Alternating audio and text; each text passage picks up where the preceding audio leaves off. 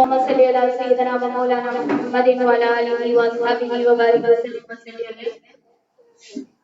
यहाँ पर हम लोग इसलिए जमा हुए हैं वो मैयत के गुस्ल और कफन का तरीका सीखने और खास तौर पे औरत के गुस्ल और कफन का तरीका, ताकि हम बाशर्ती तरीके से शरीयत के मुताबिक औरत के गुस्ल और कफन का तरीका जान सकें।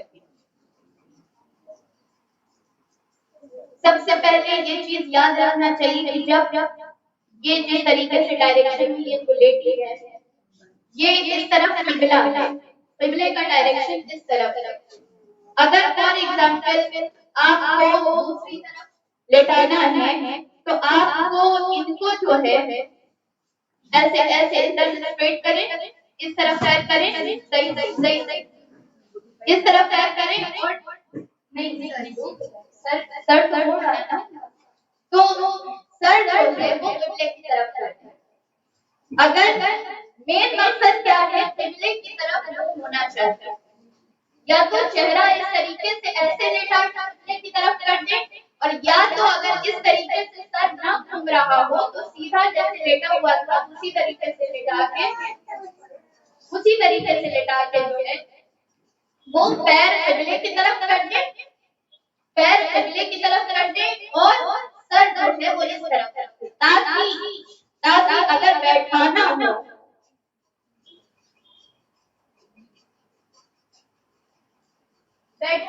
जिस तरीके से अगर बैठाया जाता है, अगर ये उठे तो इसका चेहरा जो है वो किबले की तरफ जाए।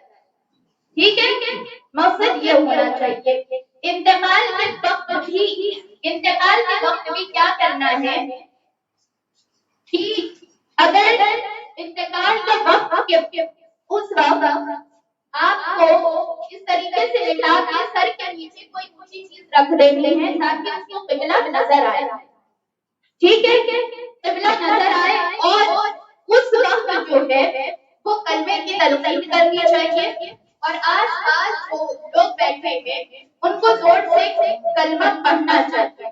कलमे की तलकीन का मतलब ये नहीं होता है कि आप जो है वो उसको कहें कि कलमा पढ़ो, बल्कि ये कहा जाता है कि सारे लोग मिल के जोर से कलमा पढ़ें ताकि उसे याद आ जाए। फिर उसके बाद औरत के सतर को ढकना जरूरी होता है। जिस तरीके से औरत को आप जो है जिस्म पूरा पर्दा है, पर्दे का ख्याल रखना चाहिए। तो यहाँ पर जो हम तरीका गुस्ल का हम देखने जा रहे हैं कि गुस्ल का तरीका कैसे होता है। सबसे पहले जहाँ लेटाया जाता है, यहाँ पे तो टेबल है, आपके लिए तख्ता होता है जिस पे लेटाया जाता है, या चौकी होती है जिस पे लेटाया जाता है, तो उसको क्या है, उसको धूनी दी जाती है। धूनी या तो अगरबत्ती से दी जाएगी या लोबान से दी जाएगी। उसको 5 मरतबा या 3 मरतबा या 7 मरतबा इस तरीके से धूनी दी जाती है खुशबू के लिए। जहाँ पे उसको नहलाया जाए जिस जगह पे, उस जगह को 5 मरतबा आप अगरबत्ती का गुच्छा ले लें और उसको जो है चारों तरफ 3 बार या 4 बार ऐसे फेर लें। 4 बार नहीं, ताकत में फिरा जाएगा, 3 बार या 5 बार या 7 बार। फिर उसके बाद हाथ में कपड़ा बांध दिया जाए, इस तरीके से हाथ में कपड़ा बांध दिया जाए। और बाकी लोग जो साथ के हैं वो भी जो है हाथ में कपड़ा बांधना उनके लिए भी जरूरी है। औरत ही गुस्ल और कफन करेगी। तख्ते पर लेटा दिया गया और इस पर मैयत के नाक से घुटनों तक किसी कपड़े को डाला जाए जो मर्द हो, और औरत के लिए सीने से लेकर घुटने के नीचे तक कपड़े को डाल दिया जाएगा। जैसे ये कपड़ा डला हुआ है कि सीने से लेके नीचे तक, क्योंकि औरत का पूरा जिस्म पर्दा है और मरने के बाद भी उसके पर्दे का ख्याल रखना चाहिए।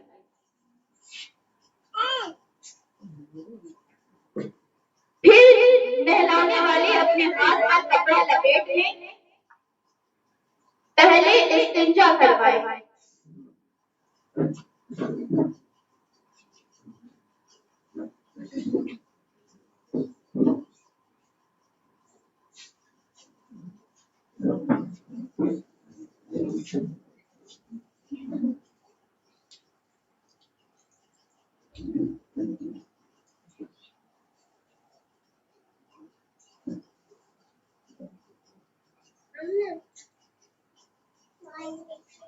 फिर नमाज के जैसा वुजू कराएं, इस तरीके से, यानी मुंह धोएं।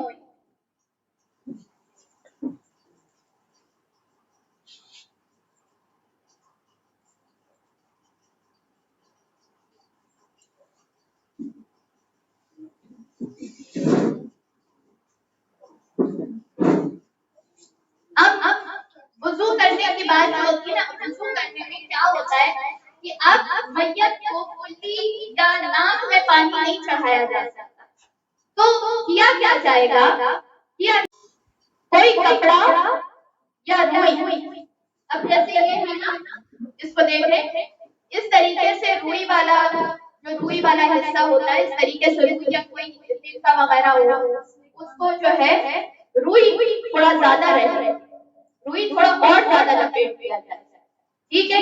इस तरीके से दांत को मुंह के अंदर साफ किया जाएगा।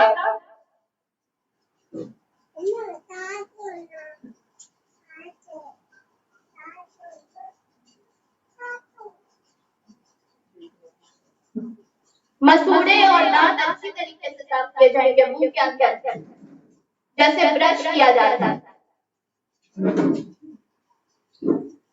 होठों को भी साफ किया जाएगा और फिर नाक को साफ किया जाएगा दूसरे उससे, जिससे मुंह साफ किया गया है उससे नहीं, बल्कि दूसरे उससे।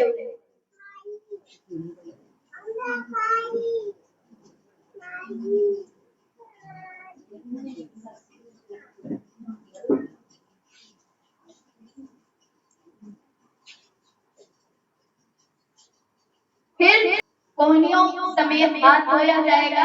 कोहनी कहाँ तक है, उठाए हाथ उठाएं, हाँ, कोहनी यहाँ तक आती है। वुजू में जहाँ तक धोया जाता है, यहाँ से यहाँ तक ऐसे धोया जाएगा 3 बार।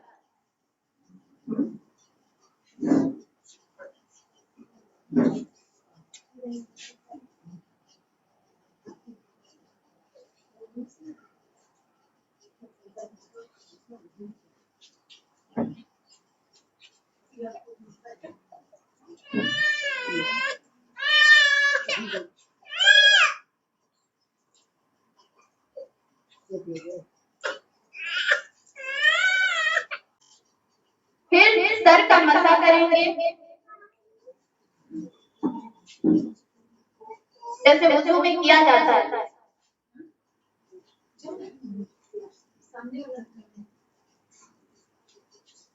फिर पैर धोएं, जैसे वुजू में धोया जाता है, 3 बार। पूरी जो हील्स होती है वो भी अच्छे से धो लिया जाए, जो एड़ी भी अच्छे से मल के धो लिया जाए।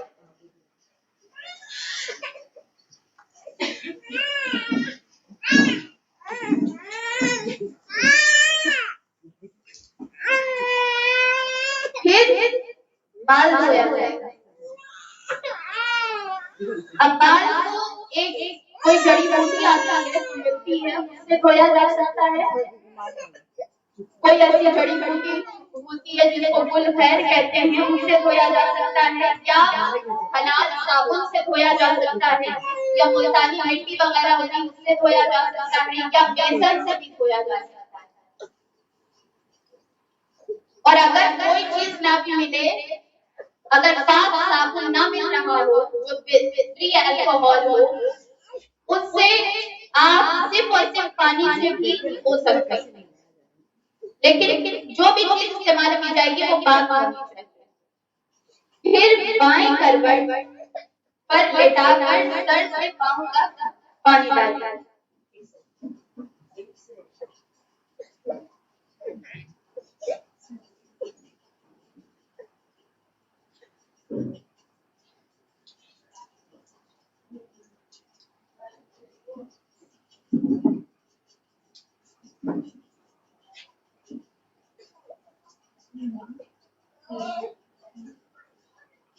अब ये पानी जो 3 बार डाला जा रहा है, इसको ये होता है कि इसको थोड़ा गर्म कर दिया जाए, नीम गर्म, इसको बोलते हैं हल्का गर्म कर दिया जाए, और उसी गर्म वाले उसमें थोड़ा सा बेर की पत्ती डाल दी जाती है और उसको गर्म कर दिया जाता है, हल्का गर्म। ये जो पानी डाला जा रहा है, अब दाएं तरफ गड़बड़ करके पानी डाला जाएगा 3 बार।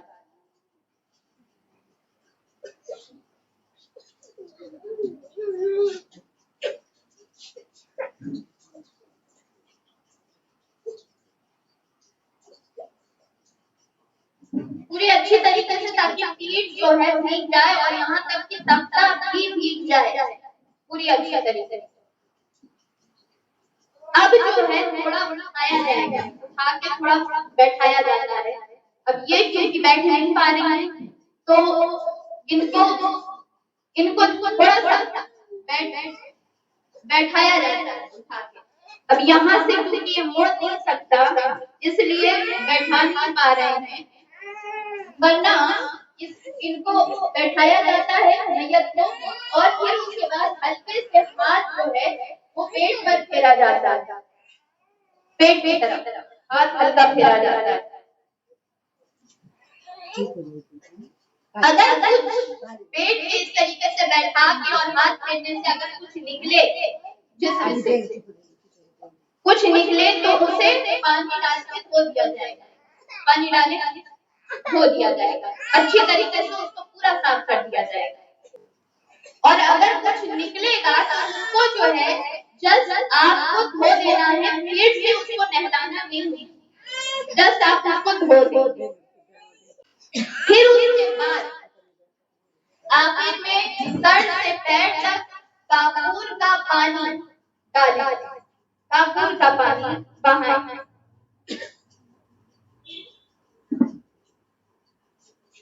काफूर का पानी, अब ये तो नॉर्मल है, लेकिन काफूर मिलता है, इसका पानी जो है वो बहाया जाएगा सर से पैर तक 3 बार।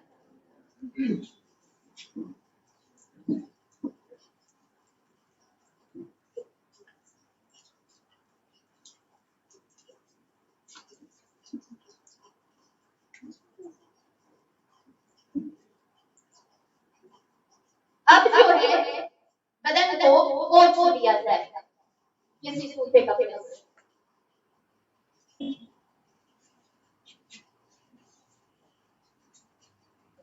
पोंछ दिया जाए और इसको भी पोंछ दें, टेबल को भी।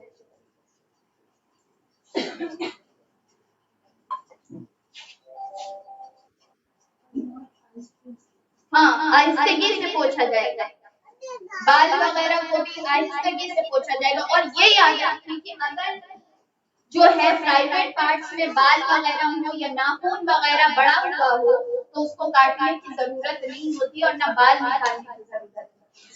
और अगर बाल वगैरह निकल जाए या नाखून वगैरह कहीं से टूट जाए, तो उसको कफन में रख के दफन करना होता है। बाद जो है उसको किसी सूखी जगह पे रख दिया जाएगा और उसके ऊपर कोई सूखा कपड़ा डाल दिया जाएगा, ताकि उसका बदन बंद रहे। अब कफन जो होता है वो मर्दों का जो होता है, वो मर्दों का कफन जो है वो 3 कपड़े होते हैं, औरतों का जो होता है वो 5 होता है। 5 सबसे पहला जो होता है वो सीना बंद, फिर चादर, सीना बंद सबसे पहले बिछाया जाएगा, बिछा दें थोड़ा ऊपर, सीना बंद सबसे पहले, इधर आओ, आगे इधर दिखाइए, वहां पे वो जो लिखा हुआ है सीना बंद जो है वो सबसे पहले सीना बंद रहेगा जो बिछाया जाएगा।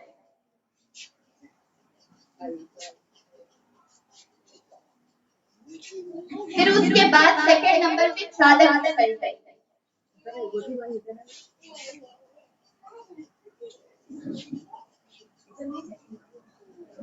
चादर जिसको लिफाफा भी बोलते हैं।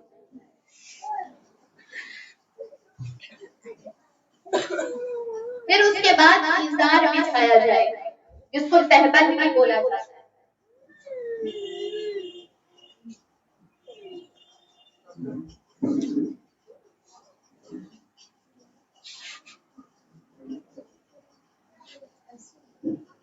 नहीं फिर ओढ़नी होगी।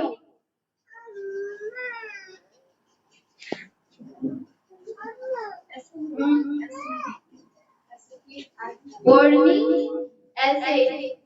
ऐसे आते इसको इस तरह से मोड़ के रखा जाता है। ओढ़नी को अच्छी तरीके से देखिए, ओढ़नी जो है वो ऐसे नहीं होती है, मतलब चेहरे के ऊपर ऐसे नहीं आती है बल्कि नकाब की तरह आती है, यानी आधी इस तरीके से आएगी पीठ के पीछे, फिर उसके बाद चेहरा ऐसे बंद किया जाता है।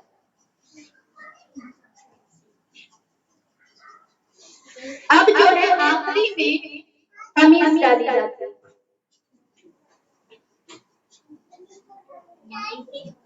कमीज को क्या किया जाता है?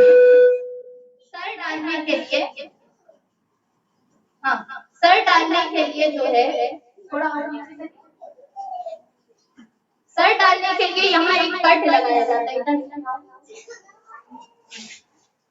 इधर कट लगाया जाता है इस तरीके से, एक कट ऐसे एक कट ऐसे, मतलब क्रॉस टाइप का, इस तरीके से ऐसे हो जाता है, ठीक है, ताकि सर चला जाए। अब जो है इस तरीके से बिछा के मुर्दे को इसमें लिटा दिया जाता है।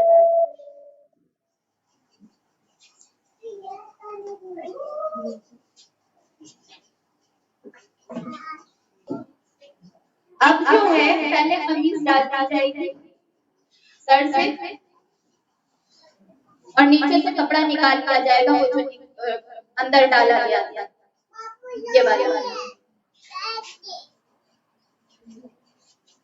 यहाँ से आस्तीन के पास में ये जो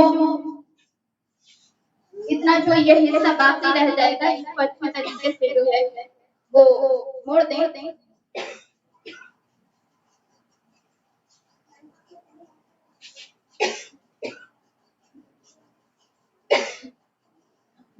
क्या किया जाता है कि बरकत के लिए सीने के ऊपर कलमा तैयबा उंगली से लिखा जाता है।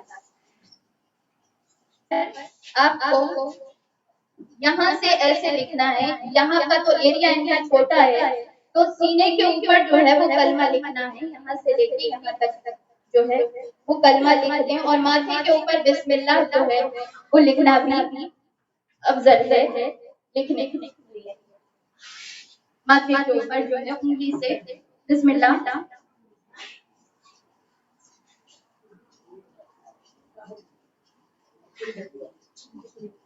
ठीक है, अब जो है बाल को दो हिस्से में किया जाएगा। बाल की छोटी मोटी नहीं बनाई जाती, बाल को दो हिस्से में किया जाता है और दो हिस्से में करके सामने रखा जाता है।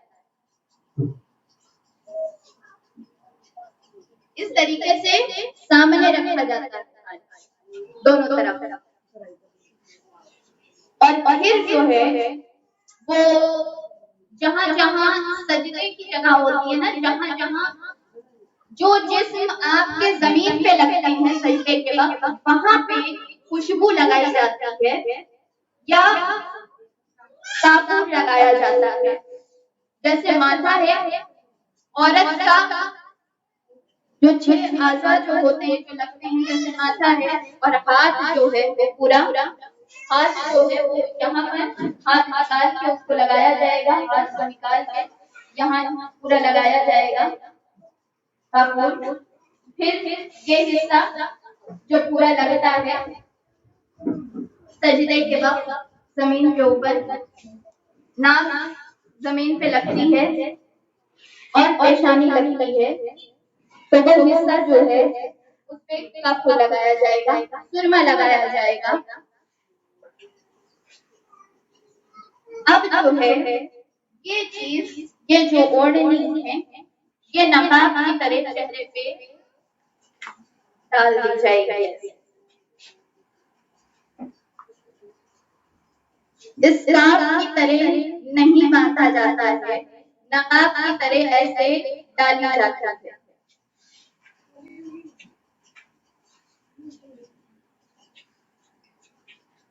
सीधा करो।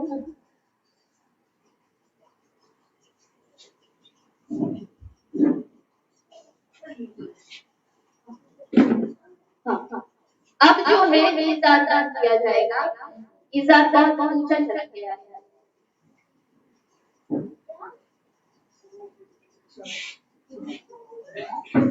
अब किया जाएगा इजाज़त।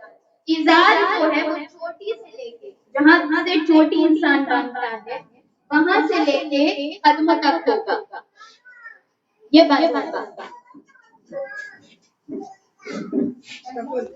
हाँ, पहले बाएं तरफ, हमारी दुनिया में पहले क्या होता था कि कोई भी चीज राइट साइड से शुरू की जाती थी, लेकिन मरने के बाद कोई भी चीज लेफ्ट साइड से शुरू की जाएगी। तो पहले लेफ्ट साइड जो है ये लेफ्ट ये है, लेफ्ट फिर राइट, पहले बाएं फिर दाएं, ठीक है। अब इसको, ये लास्ट चादर है, इसको भी पहले लेफ्ट फिर राइट, चल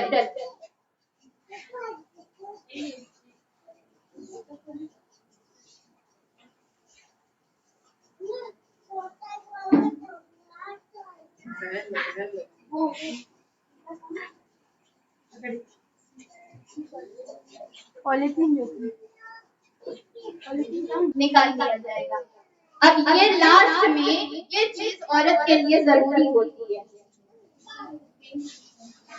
हाँ, 3 फीता होगा, एक ऊपर की तरफ, एक ऊपर की तरफ, हाँ बांधे, एक नीचे की तरफ, अच्छी तरीके से।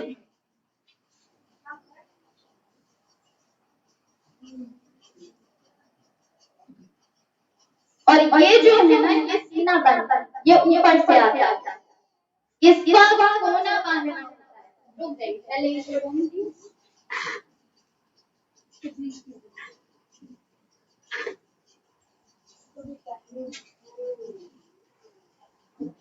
इसका कोना बांधना होता है सीना बंद का। एक कोना यहाँ पे ऊपर में बांधा जाएगा, एक नीचे में, दोनों कोना बंद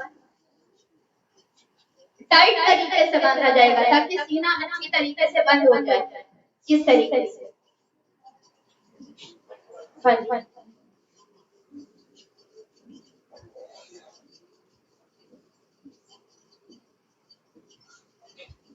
ये सीना बंद, ये खास तौर पे ये जो चीज होती है ना, ये औरत के लिए ही खास होती है और इससे पता चलता है कि मैयत औरत सीना बना के बैठी है।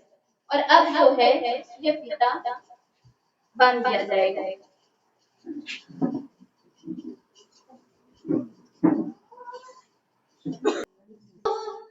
ये हुआ औरत के गुस्ल और कफन का तरीका। अल्लाह ताला हम सबों को अमल करने की तौफीक अता फरमाए। आपसे एक सवाल पूछना है कि ये पूरी चीज में कहीं पर भी कलमा पढ़ा गया? कलमा पढ़ा गया? नहीं पढ़ा गया। पढ़ना है बिल्कुल गलत है कि गुस्ल के वक्त जोर से कलमा पढ़ा जाए। आपने देखा ही होगा कि गुस्ल के वक्त किस तरीके से जिस्म नजर आता है, और उस हालत में कलमा या कोई भी अल्लाह का जिक्र करना ये मकरूह है, नापसंदीदा है, गुनाह काम है, नहीं करना चाहिए।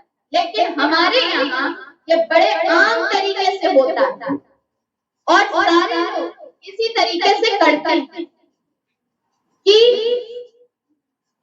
औरत को जब या मर्द को गुस्ल करवाते वक्त जोर जोर से कलमा पढ़ता, जो कि बिल्कुल गलत है।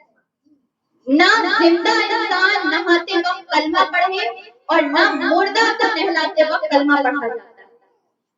अब जिसने मुर्दे को नहलाया, क्या उसको गुस्ल करना पड़ता है? उसको गुस्ल नहीं करना पड़ता। हाँ, अगर कपड़े भीग गए हैं तो कपड़े चेंज कर लो, कपड़े चेंज कर लो और वुज़ू कर लो, गुस्ल करने की जरूरत नहीं है, नापाक नहीं होता है। और जो इंसान गुस्ल दे, बेहतर यही है जो औरत गुस्ल दे वो नापाकी की हालत में ना हो, यानी हैज वगैरह या निफास वगैरह उसको ना आ रहा हो, पाक औरत ही गुस्ल दे मैयत। लेकिन अगर कोई ऐसी औरत मौजूद नहीं है जो पाक है और उसको गुस्ल देना आता है, और नापाक ही औरत कोई ऐसी हैज वाली औरत है या निफास वाली औरत है उसको आता है गुस्ल देना, तो वहां पे वो ही दे सकती है। असल ये है कि सही गुस्ल और कफन होना चाहिए, मेन ये चीज। फिर उसके बाद औरत का चेहरा गैर मर्द को नहीं दिखाना, कि कफन के बाद या हो जाने के बाद चेहरा खोल के दिखाया जा रहा है गैर मर्दों को, गैर महरमों को, ये गलत है, गलत। ना मर्द का चेहरा गैर औरत देखे आके, कि पड़ोसी किसी का इंतकाल हुआ तो आप जाके उनका चेहरा देख के किसी मर्द का आइए, कोई जरूरत नहीं। गैर महरम का चेहरा देखना अच्छा नहीं है, और ना कोई औरत का इंतकाल हो तो गैर महरम मर्द जाए उसका चेहरा देखने, कोई जरूरत नहीं है, उससे मैयत को तकलीफ होती। फिर उसके बाद शौहर अपनी बीवी का चेहरा देख सकता है और उसको कांधा भी दे सकता है, उसको कब्र में उतार भी सकता है। क्या नहीं कर सकता है वो इतना है कि बगैर किसी कपड़े के, जैसे अभी कफन पहनाया जा चुका है, तो अब शौहर हाथ भी लगा सकता है, उठा भी सकता है, रख भी सकता है। हाँ, अगर लिबास ना होता और डायरेक्ट स्किन होती, डायरेक्ट स्किन पे शौहर हाथ नहीं लगा सकता, कपड़े के ऊपर से हाथ लगाया जा सकता है। जो औरतें प्रेग्नेंट हो या हमल से हो वो मैयत के पास ना आए, ऐसा कुछ नहीं है, ये बेवकूफी और जाहिलियत है। मैयत कोई मनहूस चीज नहीं होती, मैयत कोई नापाक चीज नहीं होती, मैयत किसी की जान न ले सकती है न किसी को जान दे सकती है। जान देने और लेने वाला परवरदिगार है, मैयत से कराने की कोई जरूरत होती ही नहीं। अगर ये जन्नती है, मैयत अगर जन्नती है तो इसके जनाजे में शामिल होने से भी इंसान जन्नती हो जाता है, इसके गुस्ल और कफन करने से भी इंसान जन्नती हो जाता है, इसको काका देने से भी इंसान जन्नती हो जाता है। कितनी बाबरकत होती है जन्नती मैयत, उसके लिए आका घर में आते, बड़े बड़े शख्सियत आपके घर में आते हैं, रहमत के फरिश्ते, जन्नत के फरिश्ते आते हैं, तो उससे बेबरकती नहीं होती बल्कि अल्लाह ताला की रहमत आती है, जन्नत की हवाएं आती, क्योंकि अगर मैयत जन्नती है वो बरकत वाला, उसका जिस्म भी बरकत वाला, तो उससे कराहने की जरूरत हरगिज़ नहीं। हाँ, अगर आपको ये है कि हमारे घर में जो मरा है वो जहन्नमी मरा है, तो फिर आप ये करना है। अगर आपको अपनी माँ, और अपनी कोई औलाद या अपने घर के मर्द या कोई भी आपको अपना जहन्नमी लगते हैं तब आप कराहियत करते हैं, लेकिन अगर आप जन्नती समझते हैं तब कराहियत करने की जरूरत नहीं, क्योंकि जन्नत बरकत वाली चीज है और जन्नती इंसान और बाबरकत चीज है। तो ये मैयत जो है ना वो अल्लाह से और करीब हो जाता है, तो जो अल्लाह से और करीब हो जाता है वो और बाबरकत हो जाता है। मैयत की वजह से घर का पानी वगैरह फेंका नहीं जाता कि मैयत अगर हो गई तो घर में जितना पानी या खाना रखा है तो फेंक दिया जाएगा, ऐसा हरगिज़ नहीं, बिल्कुल नहीं है, क्योंकि कोई भी चीज नजिस नहीं होती, पाक होती है। कोई नजिस चीज आपके घर में नहीं हुई है। इंतकाल हर इंसान का होना और मैयत कोई नापाक नहीं होती कि रूह निकले तो पूरा घर नापाक हो जाता है, ऐसा हरगिज़ नहीं। हर किसी को गुस्ल करना पड़ता है, ऐसा हरगिज़ नहीं, पूरा घर पाक रहता है। हाँ, ये चीज होती है कि जहाँ गुस्ल से पहले अगर मैयत रखती हो, मैयत के गुस्ल से पहले अगर मैयत रखती हो तो उसके पास आस-पास बैठ के कुरान ना पढ़े, लेकिन गुस्ल होने के बाद जब वो गुस्ल हो जाए तब उसके पास बैठ के कुरान पढ़ सकते हैं, लेकिन जब तक गुस्ल ना हुआ हो तब तक पास बैठ के कुरान ना पढ़े। फिर उसके बाद मैयत की कोई भी चीज उसको उठाया जाए या उसको कहीं रखा जाए तो बहुत आहिस्ते से, मैयत को जोर से पकड़ना नहीं चाहिए, मैयत को हिलाने की भी कोशिश नहीं करनी, उससे तकलीफ होती है।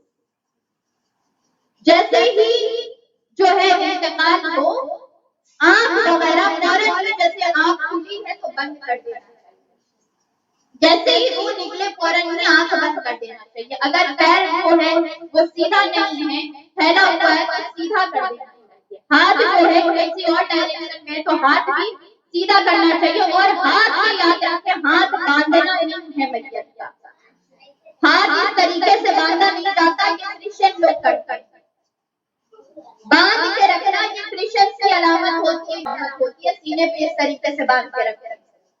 हमारा हाथ सीधा रहता है, मुसलमान का हाथ सीधा रहता है और वो डायरेक्शन उंगली की किबले की तरफ जाता है, हाथ सीधा रहता है, सीने के ऊपर नहीं रहता है।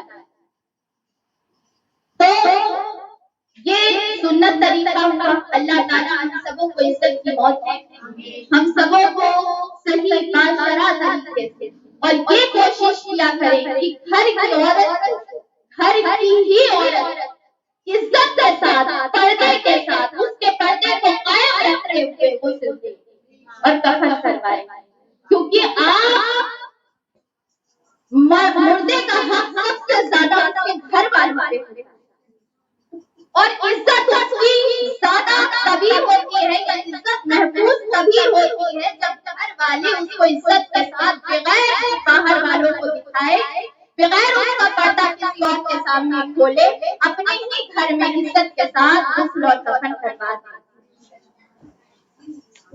और हर एक शख्स को ये करना चाहिए। जिस तरीके से आप अपने घर वालों का हर चीज में ख्याल रखते हैं, तो मरने के बाद दूसरे के हाथ में छोड़ नहीं दिया करते।